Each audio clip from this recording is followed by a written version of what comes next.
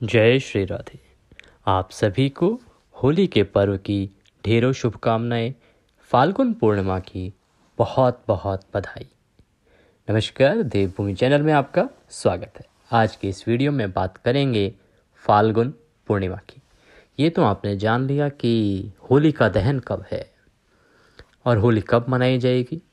अब बताते हैं आपको कि फाल्गुन पूर्णिमा कब है, इसका व्रत किस दिन करना है और स्नान दान किस दिन होगा। देखिए, इस बार बहुत कन्फ्यूज़न है इसको लेके कि पूर्णिमा 24 को मना रहे हैं या फिर 25 को मना रहे हैं, क्योंकि जो होली का दहन है वो 24 की रात को किया जा रहा है। तो क्या पूर्णिमा का व्रत भी 24 को रखेंगे? पूर्णिमा का स्नान दान भी 24 को ही होगा? तो ये समझना आवश्यक है कि ये दोनों अलग अलग दिन होंगे। वजह ये होगी कि कुछ चीज़ें ऐसी हैं जो शाम के समय संध्या काल में की जाती हैं और कुछ चीज़ें ऐसी हैं जो प्रातः काल की जाती हैं। उसी के अनुसार उनके दिन निर्धारित किए जाते हैं। आइए बढ़ते हैं और बताते हैं आपको इसको विस्तार से। पूर्णिमा की अगर बात करें तो हमारे सनातन धर्म के अनुसार पूर्णिमा पर चंद्रमा पृथ्वी के बहुत अधिक करीब होता है और इसी वजह से वह अपनी 16 कलाओं से परिपूर्ण रहता है। यही वजह है कि हर महीने पूर्णिमा पर चंद्रमा की पूजा की जाती है और इसका जो उद्देश्य है वो होता है सुख सौभाग्य की प्राप्ति करना। शास्त्रों में पूर्णिमा के दिन स्नान का विशेष महत्व बताया गया है। मान्यता है इससे अमृत की प्राप्ति होती है। इस साल फाल्गुन पूर्णिमा कब है ये आपको बताएं उससे पहले जान लेते हैं कि फाल्गुन पूर्णिमा पर आप क्या करें, पूजा किस प्रकार से करें और व्रत किस प्रकार से करें। तो जिस दिन आपने व्रत करना है, ये पूजन करना है, स्नान आदि करना है, प्रातः काल ब्रह्म मुहूर्त में उठना चाहिए। ब्रह्म मुहूर्त का समय होता है सुबह 4:30 बजे से और 5 बजे का। अगर आप ब्रह्म मुहूर्त में नहीं उठ पाते हैं तो आप सूर्योदय से पहले अवश्य ही उठ जाएं। सूर्योदय से पहले उठने के बाद दैनिक कार्यों से निवृत्त होने के बाद स्नान आदि करके पीले वस्त्र धारण करें हो सके तो, और सूर्य को जल दें। सूर्य को जल देने के बाद आपका जो पूजा स्थल है, जहाँ पे आप पूजा करते हैं, जो मंदिर है, वहाँ पर एक चौकी बिछाएं। उस पर भगवान सत्यनारायण की प्रतिमा या मूर्ति स्थापित करें। अगर आपके पास हो तो नीचे पीले रंग का उस पर वस्त्र बिछाएं। फिर आप भगवान को स्नान कराएंगे। स्नान कराने के लिए एक लोटे में या ग्लास में जल लीजिए। जल में थोड़ा गंगा जल मिला लीजिए। अब आप सांकेतिक स्नान कराएंगे, 2 उंगलियों से भगवान को छींटे देंगे। अगर आपके पास कोई पुष्प है तो उस पुष्प से भी छींटे दे सकते हैं। फिर भगवान की प्रतिमा को या तस्वीर जो भी आपके पास है उसको एक साफ वस्त्र से पोंछिए। पोंछने के बाद भगवान को रौली, कुमकुम आदि का तिलक लगाइए। तिलक लगा के उनको वस्त्र के रूप में मौली अर्थात कलावा धागा जो आप बांधते हैं हाथ में, तो कलावा धागा अर्पित कीजिए। एक छोटा टुकड़ा तोड़िए और उसको वस्त्र के रूप में भगवान को अर्पित कीजिए। घी का दिया जलाइए, धूप दिखाइए, पुष्पों की माला अगर है तो पहनाइए और पुष्प अर्पित कीजिए। लौंग, इलायची और सुपारी ये एक पान के पत्ते पे रखिए, उससे बीड़ा बनाइए और वह भगवान को अर्पित कीजिए। यह अर्पित करने के बाद भगवान को नमस्कार कीजिए और व्रत का संकल्प लीजिए। संकल्प का एक बहुत ही साधारण विधान मैं आपको बता देता हूँ। अपने सीधे हाथ में थोड़ा जल लीजिए, उसमें 1 रुपये का सिक्का कम से कम रखिए, बाकी जो भी दक्षिणा रखना चाहें रखिए। दूसरा हाथ उसके नीचे लगाइए और बोलिए ओम विष्णुर विष्णुर विष्णु। अपना नाम, अपना गोत्र, अपना स्थान जहाँ पे आपका मकान है, जहाँ पे आप उस टाइम पे विराजमान हैं, उसका नंबर, उस क्षेत्र का नाम, अमुक उद्देश्य, जिस भी किसी उद्देश्य की पूर्ति के लिए आप यह व्रत कर रहे हैं वह बोलिए कि पूर्ति के लिए मैं आज पूर्णिमा व्रत करने का संकल्प लेता हूँ या लेती हूँ।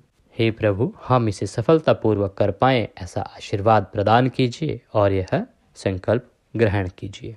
इस प्रकार से वह संकल्प भगवान के चरणों में अर्पित कर दें। भगवान को नमस्कार करें। ओम नमः भगवते वासुदेवाय का 108 बार जप करें। उसके बाद भगवान सत्यनारायण की कथा सुने।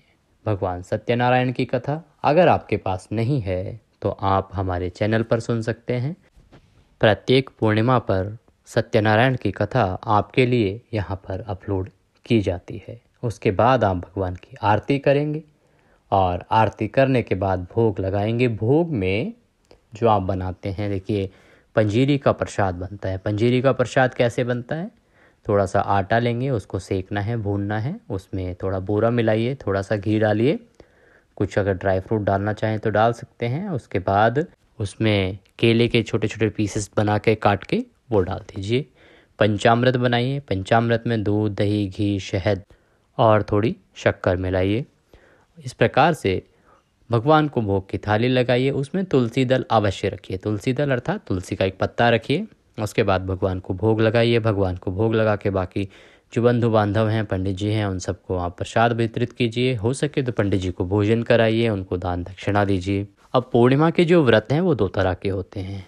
कुछ लोग जो है भगवान सत्यनारायण की कथा करके व्रत खोल लेते हैं और कुछ लोग जो है व्रत खोलते हैं चंद्रमा को अर्घ्य देके। रात्रि को वो चंद्रमा जब उदित होता है तो चंद्रमा को जल देते हैं, उसके बाद वह व्रत पूर्ण करते हैं, तो वह चंद्रोदय या पूर्णिमा चंद्र व्रत कहलाता है। आपके यहाँ जो भी व्रत होता है आप वो व्रत कीजिए। अब क्योंकि दोनों ही चीज़ों में बड़ी कन्फ्यूज़न है कि ये पूर्णिमासी का जो व्रत है वो कब करना है और चंद्रमा को अर्घ्य कब देना है, तो आइए जान लेते हैं इसके बारे में। देखिए, फाल्गुन पूर्णिमा जो तिथि है उसकी शुरुआत हो रही है 24 मार्च 2024 को सुबह 9:54 पर और फाल्गुन पूर्णिमा तिथि की समाप्ति होगी 25 मार्च 2024 को दोपहर 12:29 पर। इस प्रकार से 24 मार्च को जो पूर्णिमा तिथि है वह सूर्योदय में नहीं है। 25 मार्च को पूर्णिमा तिथि सूर्योदय में है। अब विधान कुछ इस प्रकार के हैं कि फाल्गुन पूर्णिमा का जो व्रत है माँ लक्ष्मी के पूजन के लिए किया जाता है। माँ लक्ष्मी का व्रत किया जाता है इस दिन, और कुछ लोग चंद्र पूर्णिमा व्रत भी करते हैं। तो देखना यह है कि अब आप जो व्रत कर रहे हैं वो करना कब है। देखिए, चंद्रमा की पूजा रात्रि को होती है, निश्चित काल में होती है, और वैभव लक्ष्मी की पूजा भी मध्य रात्रि की जाती है। इसीलिए जो आपने पूर्णिमा का व्रत करना है वो करना है 24 मार्च को। 24 मार्च को आप व्रत करेंगे। व्रत करने के बाद जो नियम है उनका पालन करेंगे, कथा श्रवण आदि जो करते हैं वो करेंगे, और जब शाम को चंद्रोदय होगा तो आप चंद्रमा को जल देंगे और अपना व्रत पूर्ण करेंगे। रात्रि को माँ लक्ष्मी का व्रत कर रहे हैं तो रात्रि को माँ लक्ष्मी का व्रत के लिए पूजा करेंगे। कुछ लोग बोल रहे हैं कि भद्रा है तो इसीलिए रुकावट होंगी। होली भी 24 तारीख को ही दहन की जाएगी। देखिए, भद्रा है, लेकिन भद्रा जो है वो पाताल लोक की भद्रा है। पाताल लोक की भद्रा अशुभकारी नहीं होती। हमेशा देखा जाता है कि जब भी पृथ्वी लोक की भद्रा होती है तो उसे अशुभ माना जाता है, उसे मृत्यु लोक की भद्रा भी कहा जाता है। इसीलिए ये जो भद्रा है पाताल लोक की भद्रा है, तो इसमें इतना डरने वाला कुछ है नहीं। आप अपने नियम से पूजा कीजिए और अपने व्रत को संपूर्ण कीजिए। आपका जो दान स्नान आदि है पूर्णिमा का वो होगा 25 मार्च को, क्योंकि ये सब होता है सूर्योदय के अनुसार।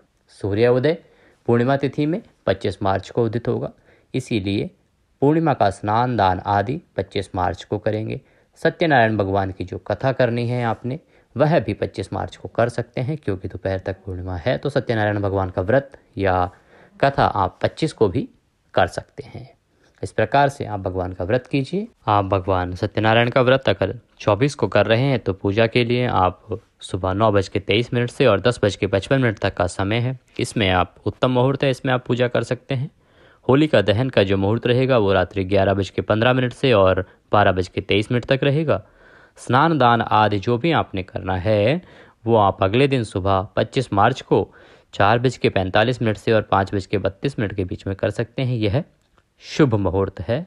और वैसे आप इस दिन भगवान सत्यनारायण की व्रत कथा या पूजन कर रहे हैं तो वह भी आप पूर्णिमा समाप्ति से पूर्व तक कर सकते हैं, और पूर्णिमा समाप्ति का समय है 12:23। एक और कन्फ्यूज़न है, उस पर भी हम विराम लगा देते हैं। लोग बहुत परेशान हैं कि उस दिन चंद्र ग्रहण है तो व्रत कैसे होगा, चंद्रमा को अर्घ कैसे दिया जाएगा।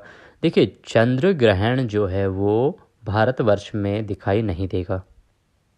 उसका कोई प्रभाव हमारे हिंदुस्तान में नहीं है। इसीलिए आपको चंद्र ग्रहण के बारे में सोचने की आवश्यकता नहीं है। आप जितना सामान्य तरीके से आप व्रत करते हैं उसी प्रकार से व्रत कीजिए, अर्घ दीजिए, सब कुछ अपने कार्य कीजिए। यहाँ पे कोई चंद्र ग्रहण नहीं है, और क्योंकि चंद्र ग्रहण नहीं है इसीलिए उसका सूतक भी यहाँ पर मान्य नहीं होगा। आशा करते हैं हमारे द्वारा दी गई जानकारी आपको अच्छी लगी होगी। वीडियो अच्छा लगा हो तो कमेंट बॉक्स में जय श्री हरि, ओम नमः भगवते वासुदेवाय, जय सत्यनारायण लिखना ना भूलें। इससे भगवान श्री हरि का आशीर्वाद आपको अवश्य प्राप्त होगा, आपकी सभी मनोकामनाएं पूर्ण होंगी। वीडियो को लाइक अवश्य करें। अगर चैनल पर नए हैं तो चैनल को सब्सक्राइब कर लें। इससे होगा क्या कि जो भी जानकारी है, क्योंकि हमारा ये जो चैनल है सिर्फ धार्मिक जानकारियाँ प्रस्तुत करता है, वो भी शास्त्रों पे आधारित, जो हमारे विद्वान लोग बताते हैं, हमारे पंचांग में वर्णित है, उसके अनुसार ही हम बताते हैं कि जो तिथि है वो कब है, व्रत कब करना है, नियम क्या है, कब करना है, कैसे करना है।